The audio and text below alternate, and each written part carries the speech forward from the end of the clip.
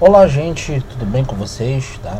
Mais um vídeo aqui falando um pouco sobre a descolonização do continente africano, do continente asiático, tá? A gente tinha falado das outras revoluções na África, dos outros levantes, mas agora a gente vai tratar de um caso específico, a África do Sul, tá? Porque ela é uma exceção, tá? Ela vai se iniciar lá no início do século XX e vai terminar já nos anos de 1990, tá? É um longo período de conflitos que vai surgir até um movimento que vai culminar a levantes populares, tá? Então vamos lá. Agora nesse momento vamos falar da África do Sul e da Índia, que vai ter dois também personagens de suma importância, tá? Então vamos lá. Quando a gente fala da África do Sul, a gente fala de uma união sul-africana, tá? Que foi ingleses e afro-canadeiros, tá? Descendentes dos holandeses, alemães e franceses. Porque lembre-se, olha lá, quando acontece o Congresso de Berlim, tá? Em 1884 a 1885, a África ela é dividida entre as potências europeias, tá? E essas potências europeias elas preferem dividir a África, principalmente a partir da questão do Congo, tá? Onde o rei Napoleão II observou e levou esse levante. Tanto é que a África é dividida a partir dessa conferência, tá? Então vamos lá. A gente parte de 1910, onde vai surgir as primeiras leis segregacionais, ou seja, vai ser hegemonia única e exclusivamente dos brancos. Lembrando que a população branca da África do Sul era cerca de 2%, tá? Ou seja, dos descendentes. Eles vão dominar quem? A maioria que são descendentes de negros, tá? Aí surge um momento bem interessante para vocês aqui. No ano de 1948 surge o Apartheid, tá? Que é um movimento de separação entre brancos e negros, que é liderado pelo Daniel Malan, tá? É ele que vai fundamentar todinha as leis de separação racial, separação até de bairros, tá? Metrô, bairro, áreas de convivência, como vocês estão vendo aqui na imagem, né? Tem a área única e exclusivamente dos brancos e a área única e exclusivamente dos negros, tá? E esse é um sistema de segregação, no caso aqui da África do Sul foi o Apartheid, tá? Praias também, olha, com alguns dizeres, tá? Também dividindo horários, né? Isso foi uma segregação total mesmo, tá? Dividir a sociedade mesmo entre duas classes sociais, tá? Só que olha só, vê uma área da África do Sul, que é o Butistãos, que ele vai se rebelar, tá? Por que ele vai se rebelar? Principalmente pela questão de uma criação de um estado, tá? Principalmente pela divisão tribal, tá? Divisão tribal e confinamento dos negros tá? No território. Cerca de 13% ficam ali, tá? Não sai dali, ficam ali. Por quê? Os holandeses, os descendentes, os brancos que fizeram isso, eles queriam que o negro se marginalizasse muito mais do que já era depois da dominação do europeu. Olha aí como é que fica o mapa do continente africano, mais especificamente da África do Sul. Vocês estão vendo que está dividido aqui, principalmente em tribos, tá? O que é mais interessante, vocês vão ver que cada área tem um tipo de etnia que elas vão lutar principalmente pela sua própria sobrevivência, porque o governo quer sim matar um grande número de pessoas a partir dessas ideias, tá? Aí surge a CNA, o Congresso Nacional Africano, organização negra que liderou a resistência ao apartheid. Aí vem um cara importante, o seu líder Nelson Mandela, tá? Desobediência civil. O que é desobediência civil? Não respeitar a Constituição, tá? Quebrar todos os moldes. Por exemplo, se o governo implementar toque de recolher, a gente não vai fazer o toque de recolher. Se o governo falar pra gente ficar em casa, a gente não vai ficar em casa, tá? Aqui no caso aqui do apartheid, tá? Massacre de Spencerville, tá? 69 negros mortos e 108 feridos. O que foi que aconteceu no ano de 1960, tá? esse ano foi o momento que o movimento ele cresceu mais força, tá? Principalmente em alguns bairros da própria África do Sul, e principalmente da cidade de Joanesburgo, tá? Que fez com que esse movimento crescesse e ganhasse muito mais corpo e a população fosse. Detalhe importante, o Nelson Mandela era advogado, tá? Era advogado que lutava pelos direitos dos negros, tá? Ficou 27 anos preso, mais de 27 anos preso, tá? Em 1962, a CNA é botada na ilegalidade e o Mandela é preso. É aí que vai surgir os movimentos mais pesados, né? Vocês podem ver aqui, olha como era a polícia tratava o pessoal da CNA, tá? Com muita violência, com muita agressão, muitas mortes, tá? Presos também políticos. Em 1980 começam as campanhas internacionais que condenaram o apartheid. Começou a ocorrer as sanções, tá? Por exemplo, investimentos estrangeiros, compra de produtos da África do Sul, tá? Em 84, revoltas populares se intensificaram, tá?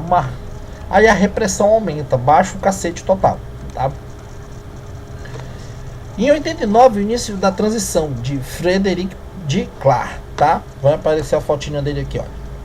É o processo de transição, porque eu tô acabando com o processo de apartheid, mas ainda o presidente, ele é branco, tá?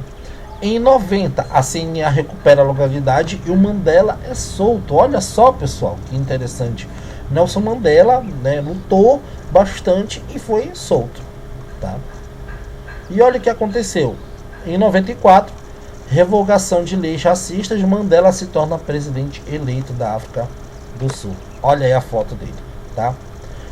Aí bem aqui na capa da Veja, né, da revista, tem o nascimento de uma nação.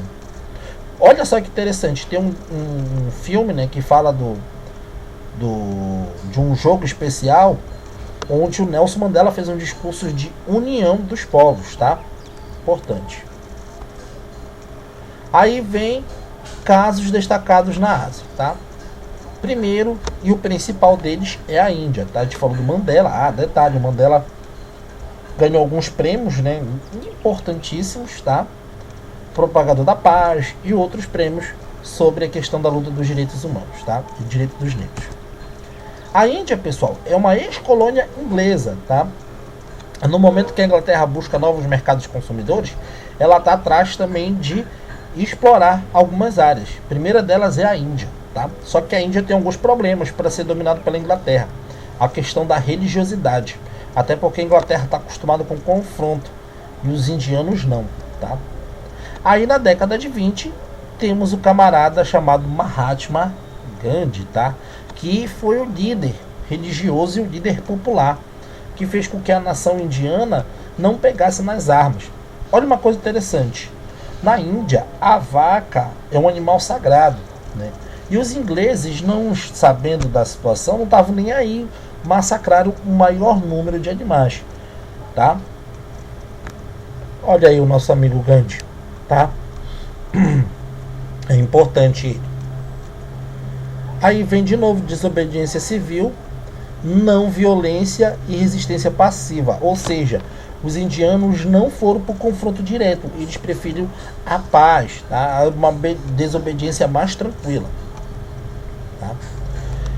Em 1947, a Inglaterra concede a independência, juntamente com desgastes internacionais, mas o mercado, tá? Detalhe importante, isso depois da Segunda Guerra. Tanto é que na Primeira Guerra, a Inglaterra leva um grande contingente populacional da Índia para lutar na Primeira Guerra Mundial, tá? Tanto é que na tragédia de Galípoli, né, que é uma travessia arriscada, muitos indianos foram mortos ou desaparecidos ali, porque os navios ingleses foram extremamente metralhados pelos navios ligados ao Império Austríaco, tá? Austro-Húngaro. Aí continua as rivalidades religiosas, principalmente os hindus, que era do Gandhi, e os muçulmanos, principalmente da região do Paquistão, tá? Tanto é que na Índia, numa área chamada Caxemira, tem um conflito étnico entre Índia e Paquistão, tá? Até hoje existe esse conflito. Olha que interessante. Aí vai surgir dois novos países, né? União Indiana, tá? que é hindu, que é o Nehru, e o Paquistão muçulmano, o Giaman, tá? Todo aquele território ali era a Índia, tá? Depois, com esse processo de grande acumulação dos muçulmanos ali no território, teve que surgir um outro país, tá? Aí vem grandes questões, né? Transferência de 12 milhões de refugiados de um estado para o outro, iniciando a luta entre hindus e muçulmanos. 1 milhão de mortos entre os dois povos, tá?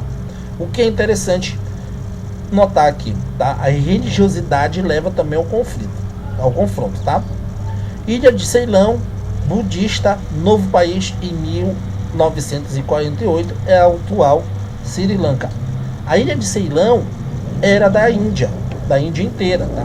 Só que ela era um outro tipo de religião, religião budista, tá? Ou seja, se separa das duas, tanto hindu quanto muçulmana. Aí surge o nosso amigo Sri Lanka.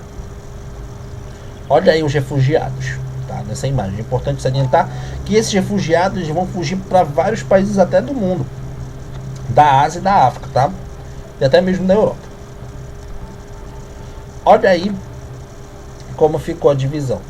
A parte onde é o Paquistão, tudo era Índia, tá? Bangladesh também era Índia, Nepal, que faz parte da China, e Butão também. Olha a ilha de Sri Lanka também, que fazia parte, tá?